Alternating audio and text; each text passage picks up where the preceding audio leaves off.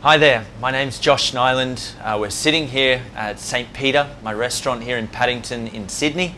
And I just firstly wanted to say how grateful I am to have the opportunity to speak to you all, I suppose digitally here.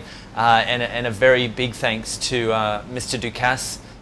When I first walked into this restaurant and received my first ever invoice, my bill for fish, it was $4,500. Which now doesn't seem like a huge amount of money, but really it is for a 26-year-old about to start their own business, and you've just invested $4,500 in fish.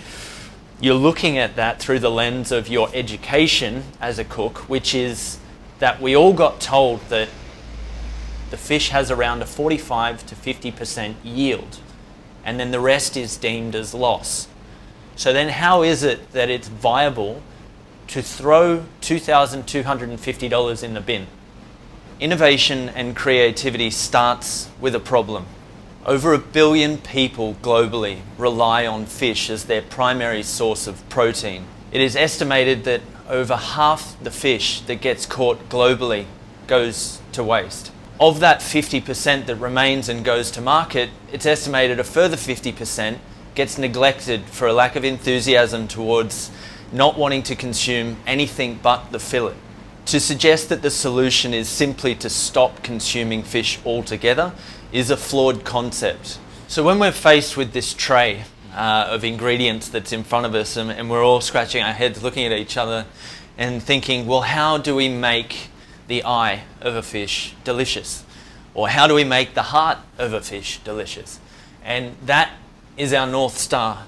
That's the important part of what we do. We need to make food delicious. We need to remove the confrontation and friction of a product that carries bones. It has scales. It has connotations of fishy odors and a smell and a touch. And to me, trying to remove the friction away from fish altogether was a real priority, even from the very beginning, from the very first day. The way that we approached this was interpreting fish as having primary cuts and having secondary cuts, and feeling as if that we were a butcher.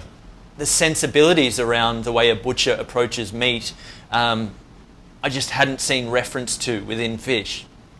And so the first thing that we started doing was really making terrines out of the head and making sausages from some of the organs and from some of the more perishable items of a fish. Here at Fish Butchery, we scale the fish, we wipe it, we gut the fish carefully so that we can actually utilize the offal of the fish.